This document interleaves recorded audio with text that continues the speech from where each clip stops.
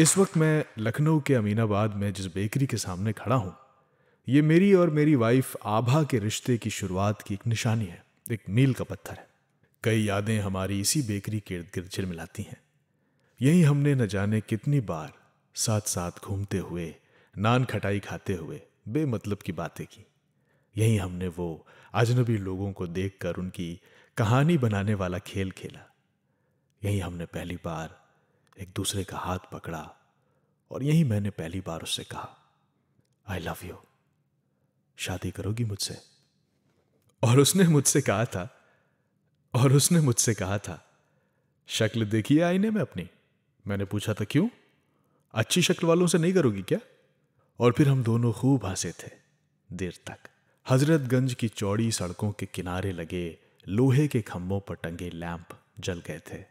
Traffic की रफ्तार शाम के धुंधलके और हवा की हल्की तुर्शी के बीच मध्यम हो गई थी। उसने मेरी आंखों में गौर से देखा और बस मेरा हाथ थाम लिया। होठों से उसने कभी नहीं कहा, लेकिन जवाब मुझे मिल गया था।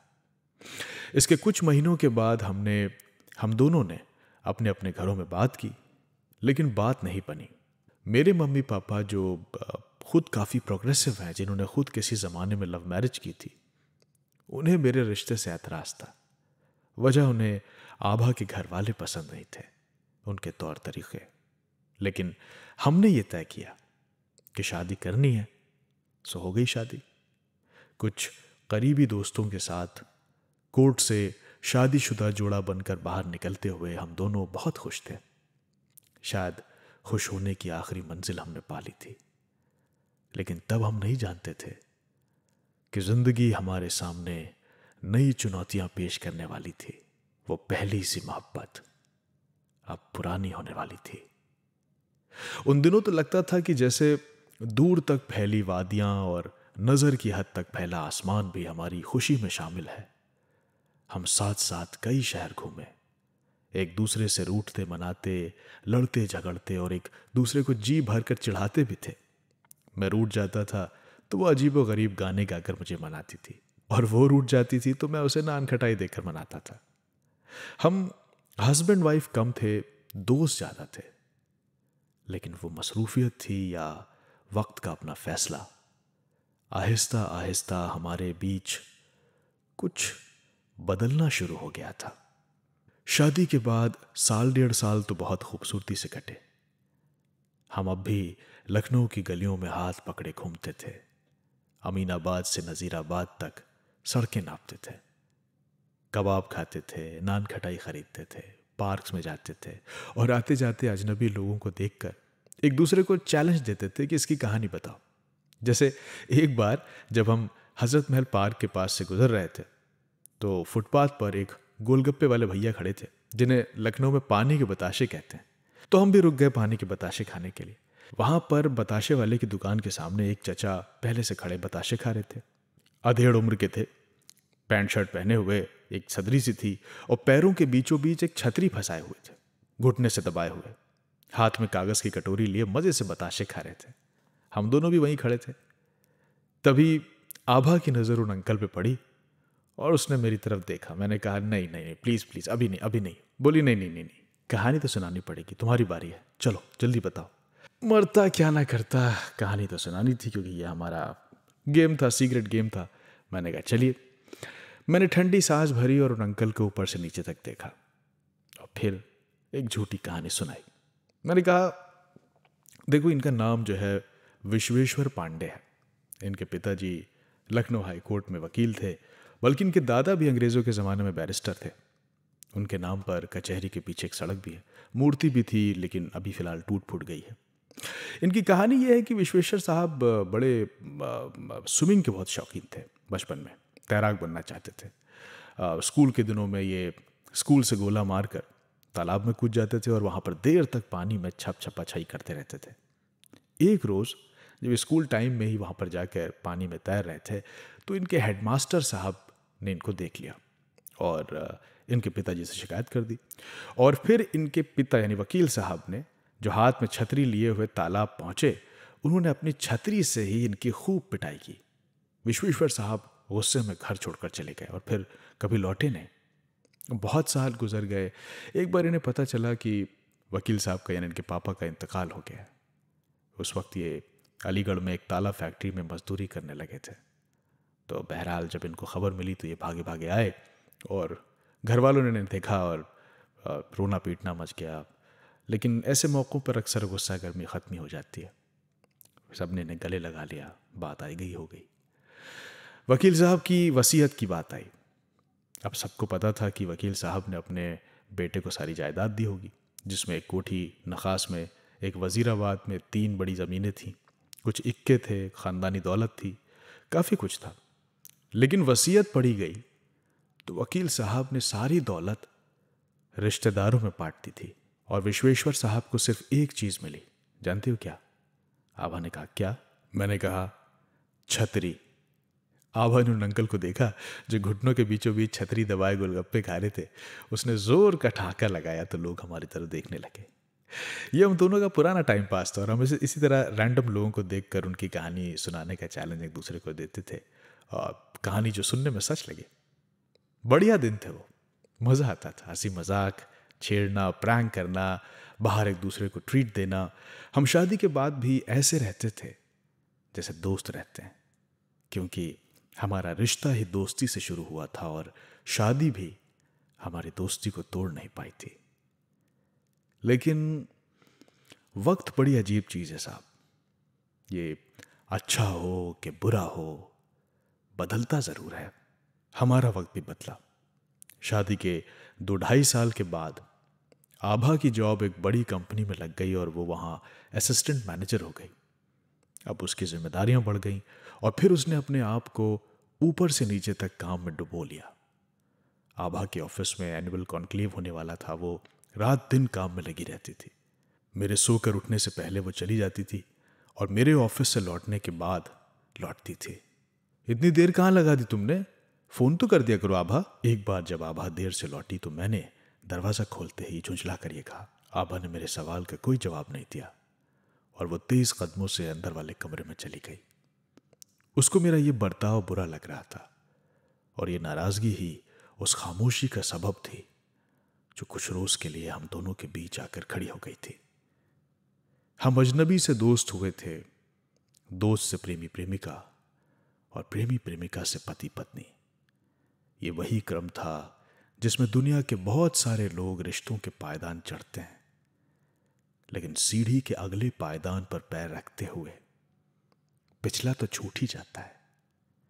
मैं और आभा जब दोस्त हुए तो अजनबी नहीं रहे, फिर प्रेमी प्रेमिका बने तो दोस्त नहीं रहे, और फिर जब पति पत्नी बने तो प्रेमी प्रेमिका भी नहीं रह सके। एक दिन आभा दफ्तर से लौटी तो मैंने उसकी तरफ एक गुलदस्ता बढ़ा दिया। उसने मुस्कुराकर ले लिया, लेकिन वो गर्मजोशी नहीं थी जो पहले हुआ करती थी। गुलदस्ता साइड में रखते हुए बोली, अच्छा वो एसी रिपेयर करने वाला आया था क्या?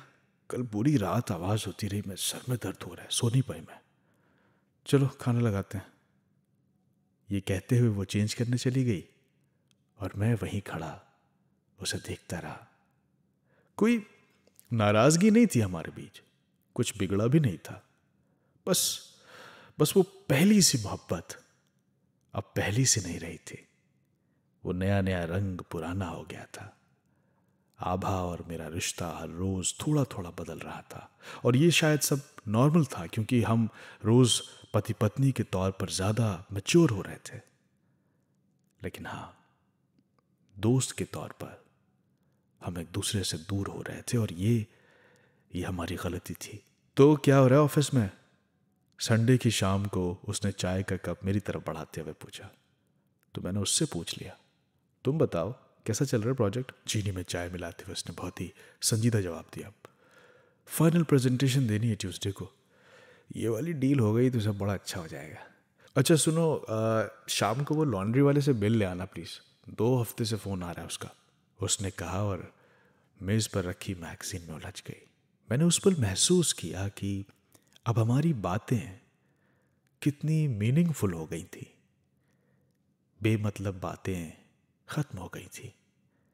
वो बेवजह की बातें, वो शरारतें, खत्म हो गई थी, गुम हो गई थी, और उनकी जगह लॉन्ड्री के बिल, राशन की लिस्ट, एसी रिपेयर और दूसरी ज़रूरी बातों ने ले ली थी। डिनर की टेबल पर खामोशी से खाना खाते हुए मैं अक्सर उसे देखता और सोचता कि ये वही लड़की है जिसे कभी मैं बिना किसी टॉपिक के घंटों बातें कर सकता था। वो जो हर रोज़ सोने से पहले और उठने के बाद मुझे आई लव यू कहकर गले लगाती थी। अब मुद्दतें गुजर जाती हैं, कभी ऐसी कोई बात नहीं होती। एक बार उसने मुझसे पूछा, तो तुम्हारे ऑफिस में सब ठीक ठाक है? मुझे लगा कि ये हमेशा ऑफिस की क्यों बातें होती हैं हमारे बीच, इसलिए मैंने थोड़ा अनमने ढंग से कहा, ठीक चल रही है, और तुम्हारी? वो बोली, हाँ देखो, शायद इस बार प्रमोशन हो जाए। रश्मि मैम थोड़ा इम्प्रेस तो हैं, पर लगता है थोड़े एफर्ट और लेने पड़ेंगे। अच्छा, बाय द वे, वीकेंड पर मुझे पुणे जाना होगा, एक सेल्स मीटिंग है। मैंने उसकी इस बात का कोई जवाब नहीं दिया और नज़र प्लेट पर ही खड़ा रहा, क्योंकि मुझे बहुत अफसोस हुआ था कि अगले हफ्ते वो शहर में नहीं होगी, क्योंकि 4 तारीख को मेरी सालगिरह होती है। उस रात बिस्तर पर लेटे हुए मैं सोचता रहा कि लोगों के बदलने के किस्से तो बहुत सुने थे, लेकिन जैसे आभा बदली, इसकी तो कोई मिसाल ही नहीं। कहाँ तो पहले वो मेरे बर्थडे के 1 हफ्ते पहले से तैयारी शुरू कर देती थी, गिफ्ट्स भेजती थी, गाने रिकॉर्ड करके भेजती थी और जाने क्या क्या करती थी, मुझे स्पेशल महसूस कराती थी। और कहाँ ये वक्त है जब वो मेरे बर्थडे पर होगी ही नहीं। एक दोपहर दफ्तर में मुझे कुछ बुखार सा महसूस हुआ, ठंड भी लग रही थी। मैं कैब लेकर ऑफिस से घर आ गया। मन किया कि फ़ोन करके आभा को बता दूं कि वो जल्दी आ जाए, लेकिन न जाने क्यों हाथ रुक गए। सोचा वो खुद ही आ जाएगी, लेकिन काफ़ी देर के बाद जब वो नहीं आई, रात 9:30 बजे उसका मैसेज आया, sorry I will be late tonight. जब कोई बीमार होता है तो उसे माँ ज़रूर याद आती है। मुझे भी आ रही थी, हालांकि मेरी हालत वैसी नहीं थी, पर फिर भी मैंने कोशिश की। सहारे से उठा, एक कागज़ पर आभा के लिए एक मैसेज लिखा और उसी हालत में कांपते हुए कार ड्राइव करते हुए मम्मी पापा के पास चल दिया। उस उदास लम्हे में हमारी किस्मत ने यह तय कर लिया था कि न आभा को मेरी ज़रूरत है, न मुझे आभा की। कुछ घंटे की ड्राइव के बाद मैं बाईपास रोड से होता हुआ अपने घर पहुंच गया। दफ्तर से कुछ दिनों की छुट्टी ली और मम्मी पापा के पास आ गया। सही किया जो तुम आ गए, देखो कैसे तप रहा है ये, मम्मी ने सर पर गीली पट्टियां रखते हुए कहा। मैंने उन्हें कह दिया कि आभा बिजी है, इसलिए मैं चला आया। उन्होंने यकीन भी कर लिया। फोन पर आभा की 18 मिस्ड कॉल्स थीं और कुछ मैसेज थे जिनमें वो सॉरी कहते हुए वापस बुला रही थी। मेरी आंखों के सामने वो दौर घूमने लगा जब मैं और आभा बेताब सड़कों पर बेपरवाह घूमते थे। कौन जानता था कि यह सफर इतना मुख्तसर होगा। लेकिन वो कहते हैं ना कि माँ बाप सब जानते हैं। हमें लगता है कि हम उनसे बातें छुपा ले जाएंगे, पर उन्हें सब पता होता है। एक रोज जब मैं घर पर बिस्तर पर लेटा हुआ फोन पर कुछ देख रहा था तो मम्मी मेरे कमरे में आई। हुआ क्या है, मुझे बताओ, उन्होंने कहा। तो मैं हड़बड़ाते हुए बोला, अब नहीं, होना क्या है, बस आप लोगों की याद आई तो मैं आ गया। वो मुस्कुराते हुए बोली, रहन दो, शक्ल बता रही है तुम्हारी कि कुछ गड़बड़ है। बताओ क्या बात है, सब ठीक तो है?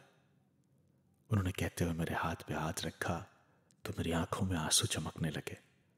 माओ को भगवान ने न जाने ये कौन सा वरदान दिया है कि औलाद की खुशी हो या गम, उनसे कुछ नहीं छुपता। मैंने भी शुरू से लेकर आखिरी तक की सारी कहानी उन्हें बता दी। बात खत्म होने के बाद मैंने उनकी तरफ देखा। मम्मी के चेहरे पर हल्की सी मुस्कुराहट थी। ये मुझे बड़ी अजीब बात लगी। मैं उन्हें अपनी परेशानी बता रहा था और वो ऐसे बिहेव कर रही थी जैसे कोई बात ही नहीं है। वो सिरहाने खिसक कर आई, गहरी सांस ली और बोली, भाई तुम्हारी जनरेशन यूं तो बड़ी समझदार है, टेक्नोलॉजी के बारे में, मेंटल हेल्थ के बारे में, करियर के बारे में, वर्क लाइफ बैलेंस के बारे में, पर इश्क के मामले में बड़ी कंफ्यूज है। मैं मुस्कुराया, मैंने हल्के आंसू पोंछे।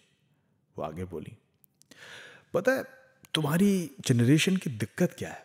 तुम लोग एक्चुअली प्यार करना फिल्मों से सीखते हो, जहां हर सीन में कुछ ना कुछ हो रहा होता है।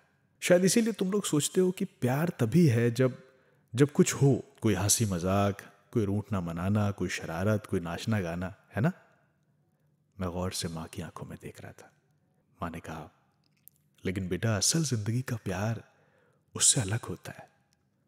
हकीकत में प्यार तब होता है जब दो लोग एक कमरे में अपना अपना काम करते हुए भी खामोशी से घंटों बिता देते हैं।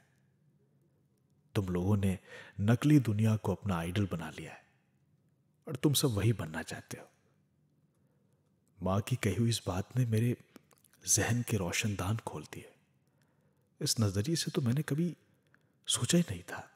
मां ने मुझे समझाया कि वक्त के साथ दुनिया की हर चीज बदलती है। रिश्तों में प्यार जताने का तरीका भी बदलता है। हमारा बर्ताव, हमारी बातें सब बदलती हैं। हम प्यार जताने में झिझकने भी लगते हैं, लेकिन प्यार कम नहीं होता। तब प्यार में शोर नहीं होता, गहराई होती है। ये ऐसे है जैसे किसी का 2-3 साल का बच्चा जब तोतली जबान में कुछ बोलता है, बड़ा सुंदर लगता है, क्यूट लगता है। उसे सुनना, उससे उसी जबान में बातें करना, दिल करता है कि उससे बातें करते रहे। लेकिन इसका मतलब ये नहीं कि वो हमेशा वैसे ही तुतलाता रहेगा। वो भी तो बड़ा होगा, उसका बर्ताव भी बदलेगा, लेकिन प्यार तब भी रहेगा। बस प्यार जताने का तरीका बदल जाता है। रिश्ते भी ऐसे ही होते हैं। अब देखो, आभा इस वक्त जिंदगी के जिस संघर्ष में डूबी है, वो तुम दोनों के भविष्य के लिए बहुत जरूरी है। तुम्हें उसे सपोर्ट करना चाहिए। कब तक सड़कों पर अजनबी लोगों की झूठी कहानियां सुनोगे? कब तक चाहोगे कि तुम्हारी बर्थडे पर वो तुम्हें उतने ही गिफ्ट दे जितने साल के तुम हुए हो? बेटा, तुम दोनों के बीच कुछ गड़बड़ नहीं है, सब नॉर्मल है। बस तुम सोच ज्यादा रहे हो। चलो अभी आराम करो और आभा से बात करना। कहते हुए मां चली गई। उस पूरी रात मां का हर लफ्ज मेरे जहन में हथौड़े की तरह बजता रहा। अगली सुबह मैंने आंगन में चारपाई पर बैठे मम्मी पापा को देखा। मम्मी अखबार पढ़ रही थी और पापा चारपाई पर बैठे मटर छील रहे थे। लेकिन उनके बीच कोई संवाद नहीं था, लेकिन प्यार था। वही प्यार जिसके बाद उन्होंने शादी की। ये उनकी पहली सी मोहब्बत तो नहीं थी, लेकिन मोहब्बत थी। मुझे एहसास हुआ कि वो हमेशा से ऐसे नहीं हुए होंगे। वो भी कभी हंसते खिलखिलाते होंगे, शरारतें करते होंगे, एक दूसरे को छेड़ते होंगे। अब उनके प्यार का रूप बदल गया है, लेकिन प्यार तो अब भी है। अब मुझे समझ आने लगा था कि मेरे और आभा के बीच का फासला इसलिए था क्योंकि हमारी दोस्ती कमजोर हो गई थी। मैं पति बनकर सोचने लगा था। पिछला पूरा वक्त मेरी आंखों के सामने किसी कहानी की तरह गुजरने लगा। उस वक्त में न मैं गुनाहगार था न वो।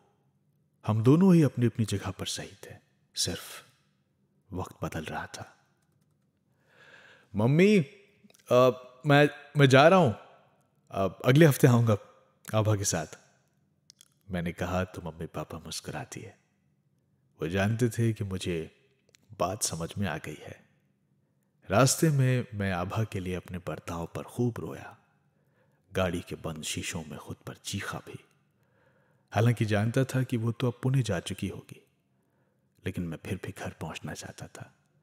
लैंडलाइन से उसे फोन करके यकीन दिलाना चाहता था कि मैं घर वापस आ गया हूं, मुझे माफ कर दो। लेकिन घर पहुंचा तो एक सरप्राइज मेरा इंतजार कर रहा था। दरवाजे पर ताला नहीं था। अंदर गया तो वहां आभा बैठी थी।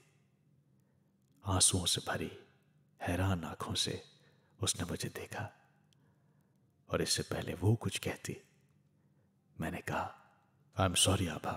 उसकी और मेरी आंखों में आंसू थे, लेकिन हमने उस रात एक अहद किया कि हम पति पत्नी का रिश्ता चाहे निभा पाए या नहीं, लेकिन दोस्ती हर हाल में निभाएंगे, ताकि हम कभी न भूल पाए अपनी वही पहली सी मोहब्बत।